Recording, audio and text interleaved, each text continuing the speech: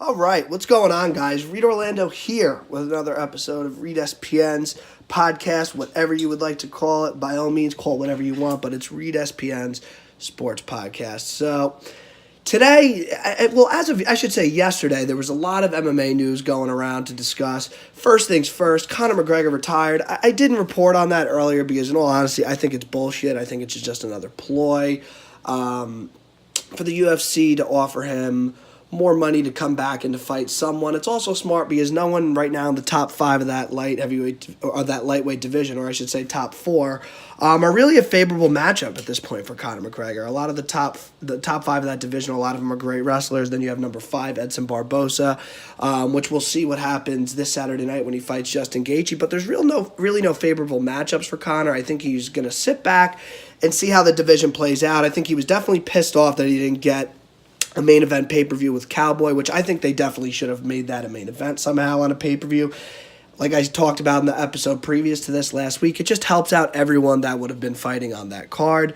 Now we have Cowboy versus Ali Quinto, which is not a bad fight at all. I'm definitely looking forward to that. So I just think Conor, it's just another ploy. It's just another ploy, and in the process, he's losing fans. Because as it is, you retired once as a joke. I get that. You retired twice as a joke.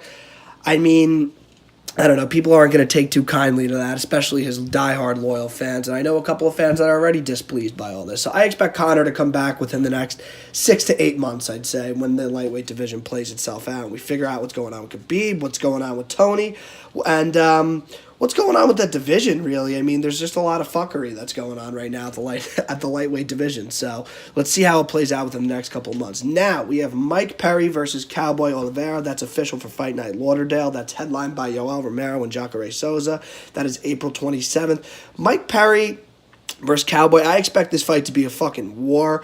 Mike Perry is actually a Florida native, and if I'm not mistaken, Oliveira trains at ATT, so that is going to be a really good fight. Cowboy Oliveira always brings it, and you know Mike Perry always brings it, so they're both going to bite it down on their mouthpieces, and they're going to brawl out. And also Yoel versus Jacare, too. I'm definitely looking forward to that fight. I think Jacare won the first fight, but Yoel knocked him down in that first round, giving him a 10-8, so that kind of put Jacare behind on the scorecards the rest of the time, but that's going to be an awesome fight.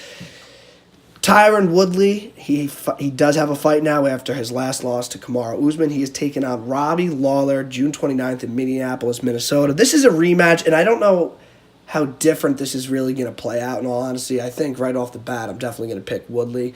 Robbie Lawler just hasn't been getting any real favorable matchups as of recently. Not like any matchups are really favorable within the top 10 of the welterweight division, but, you know, it'd be nice to throw him a bone. He is a legend. I think that definitely not a favorable matchup for him. I think that Woodley has potential to knock him out again.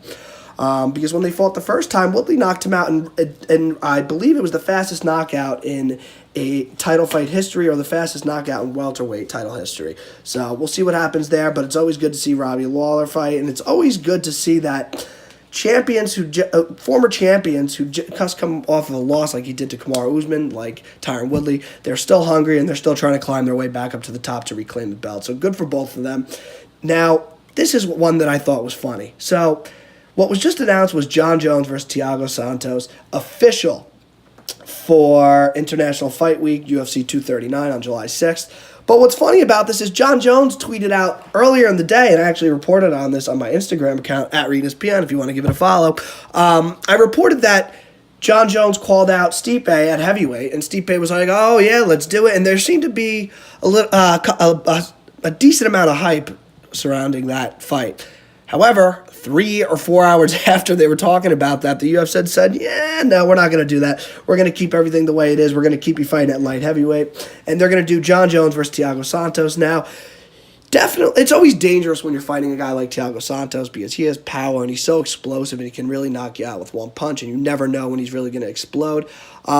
He's got that kind of similar thing that Yoel has, where once he explodes, and it usually, I don't know, it usually doesn't work out too well for the other guy. But this is John Jones we're talking about, ladies and gentlemen. So I think that John's definitely going to win that fight. I would have liked to see John fight at heavyweight because I think that really right now at light heavyweight, the division needs to play itself out. We have a lot of monsters lurking in the shadows right now. We have Thiago Santos. We have Dom Reyes. We have Johnny Walker. Who else do we have? I mean, Jan Blachowicz. You still have the upper echelon of that light heavyweight division. Now that we have Luke Rockhold fighting, who was Luke Rockhold fighting again? I'll look that up right now. Rockhold, yeah, he's fighting Jan Blachowicz. So I just would have liked to see the light heavyweight division play itself out more. And then if John beats Stipe Miocic, he either has the option to fight back down at light heavyweight or to fight at heavyweight against Daniel Cormier. But there's always a lot of confusion with the light heavyweight division, especially as of recent.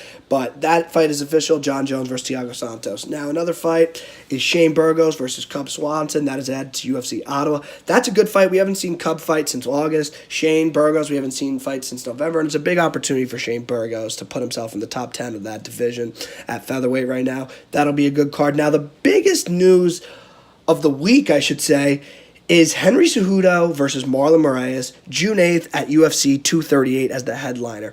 So, me personally, I would have liked to see Henry Cejudo defend his belt again at flyweight against Joseph Benavidez, a guy who he lost to via split decision. I think that fight makes sense, and I think that Marlon Moraes versus Pedro Munhoz makes sense for the vacant bantamweight title, but you know what? The UFC wanted to bring in more viewers to this. It is a pay-per-view card, so I understand why they put Cejudo versus Moraes there, just because more fans will get into it, because Henry Cejudo is almost a household name, I should say, and now with TJ relinquishing his belt and being suspended for a year, at least with USADA, I think it definitely would have made more sense that Cejudo stay at flyweight, and then we figure out what goes on at bantamweight between Moraes and Pedro Munhoz. But that's not going to happen, so it looks like the flyweight division might be held up for a little bit.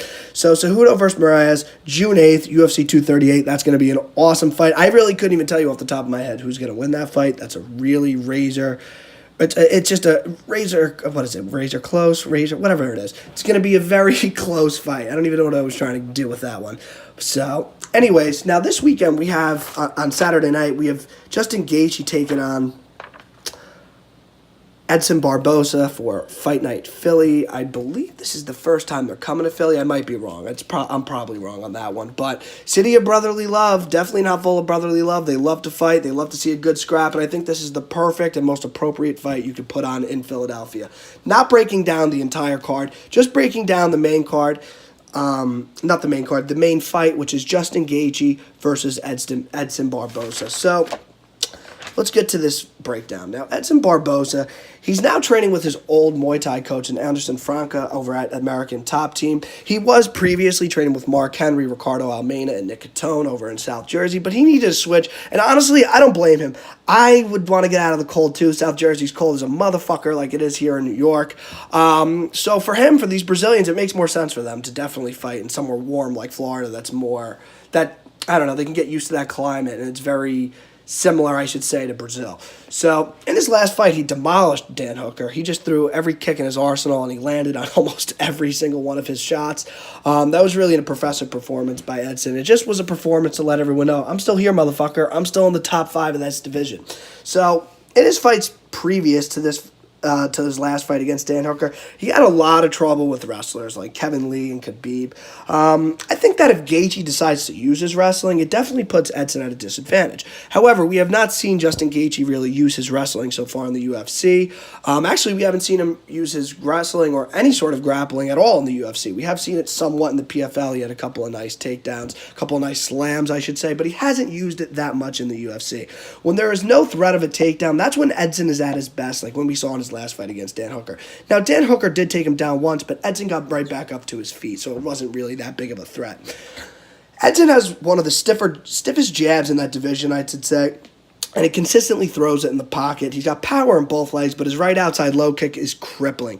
Gaethje cannot take too many of those leg kicks when pressuring forward because it will slow him down and it will make Gaethje's footwork limited. So that is definitely a key for Edson Barbosa, is to throw that right outside low kick.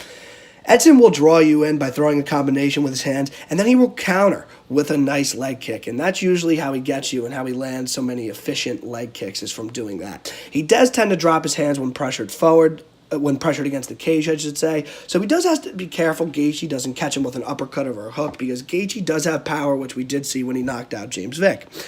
He does. I'd say that Edson has to fight more on the outside using his footwork and kicks to control distance and to strike on his own terms, because Gaethje is going to pressure forward and he's going to keep coming forward until he's able to connect on some shots from Barbosa. He's got to keep those hands up nice and high. Edson does, however, tend to gas out towards the second half of the second round and the third round. So this is a 5-round fight, mind you. So he's going to have to conserve his energy in that fourth and fifth round, even that third round, because Gaethje will keep coming forward all throughout the fight. And I'd say that in terms of cardio, it plays more into Justin Gaethje's favor, for sure. So Barbosa also has a powerful right hook. He has a powerful right hand in general. He hit Hooker with some really nice, solid shots. Now, is Edson Barbosa the best boxer in the lightweight division? No. But he's up there with one of the best kickboxer / Muay Thai practitioners in that division. It's because he mixes it up so well, and you never really necessarily know what he's going to throw. His boxing isn't as crisp as you would think, but it complements his kicking perfectly, so you never know really what he's going to throw. Edson's left switch kick, it really tormented Dan Hooker and sucked the energy right out of him. He hit him with so many of those switch kicks to the body that eventually it just broke Dan Hooker. And I thought Dan Hooker was actually going to win that fight in that one. So Edson proved me wrong. Now, Hooker did take Edson down, like I talked about, but I in general, I think Edson should avoid the grappling, which we saw against Kevin Lee and when we saw against Khabib. He really just got outclassed there. And at the time, he was training with some really high-level grapplers down there in South Jersey. Overall, everything Edson throws in terms of kicks are always powerful and always deadly. I think he is definitely the hardest kicker in the UFC. Some people might argue that, but in my opinion, I think he's the most powerful kicker in the UFC. So that's my breakdown for Edson Barbosa. Now we have Justin Gaethje. He was only 2-2 in the UFC, but he's already cemented himself as a household name for UFC fans all across the world. Now, his last win was a knockout win over James Vick, who, mind you, had something like a 6 or 7 inch reach advantage on him, and he was able to sneak that left hand in to throw a jab, and then he snuck in that overhand right, and boom, he was out. So for Gaethje, he needs to use his wrestling, especially in this fight. It's really clearly his advantage if he uses wrestling here. So I don't know why he wouldn't, but as we've seen in the past, he doesn't use his wrestling that much. He likes to brawl. I'd say he's the most game fighter in the world. All his fights have been brawls. He really is, I don't know, like he's definitely the most violent man in the UFC. I mean, you could give that title to Eddie Alvarez when he was in the UFC, but not so much anymore because he's at ONE FC. But we saw in his last fight that he has that knockout power in that right hand. He timed that overhand beautifully against Vick and put him unconscious. He only had trouble against Alvarez and Poirier because they were able to deal with Gaethje's pace and pressure. They weathered the storm and used their experience to their advantage. Dustin Poirier and Eddie Alvarez are arguably two of the toughest guys in the UFC. They could take a lot, they have experience, and they just weathered the storm of Gaethje. And eventually, when they needed to, when Gaethje overextended, or when Gaethje left himself open, they really started to unload shots on him, and it eventually led to Gaethje's demise and what led to him getting finished in both of those fights. So in this fight, I think that Gaethje's definitely going to pressure forward, and he will definitely pressure Edson, and will try to limit his movement with the low kicks and volume. Like I said earlier, I give the cardio advantage to Justin Gaethje, but also something that we don't talk about. Well, something that we talk about, but compared to Edson, we might not talk about it as much, is how powerful his low kicks are. Justin Gaethje is one of the best leg kickers ever in the UFC. I'd put him in my top 5 all time. So that's what's so interesting about this matchup, is that we have two of the most powerful leg kickers, especially in that division, going at each other. Who's going to be able to implement their game plan properly, and who's going to be able to win here? I think that Gaethje's definitely going to try to break him with his cardio and just his pressure overall. But if Edson's able to weather the storm, especially in that first and second round, he's got to weather that storm. And if he's that, I think it plays a little bit more towards Edson's advantage in the first 2 rounds, and then the later third, fourth, and fifth, I think it's going to be Gaethje all day. But you never know what can happen in those first 2 rounds. He's going to try to break Edson, like I said. I can see him landing some great shots against Edson when he backs him up against the cage. I can see him unloading on Edson, and I can see him actually knocking Edson Barbosa out in the 4th or 5th round. That's just in my personal opinion. So Gaethje does tend to drop his hands when getting hit in the pocket, when pressured forward. Edson can capitalize on this by throwing uppercut when Gaethje moves forward and his head is down.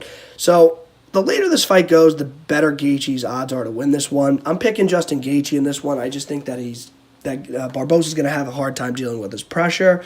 And honestly, Justin Gaethje, unless you are the toughest of tough of that division, I'm not saying Edson Barbosa is not tough, but I think there's levels to this, and I think that Eddie Alvarez and Dustin Poirier have seen so much and have been through so much that they were able to handle more than Edson.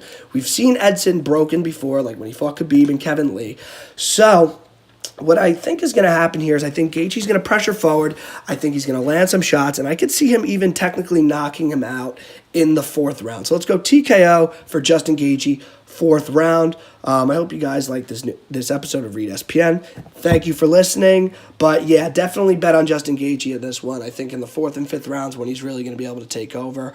He's just got to be able to deal with Edson Barbosa's kicks, which is a big question because there's not that many people in the world that can handle Edson Barbosa's kicks. They usually try to neutralize it with wrestling. And if Justin Gaethje decides to use his wrestling, he can definitely make this an ugly fight. So that's it, guys. Thank you for listening.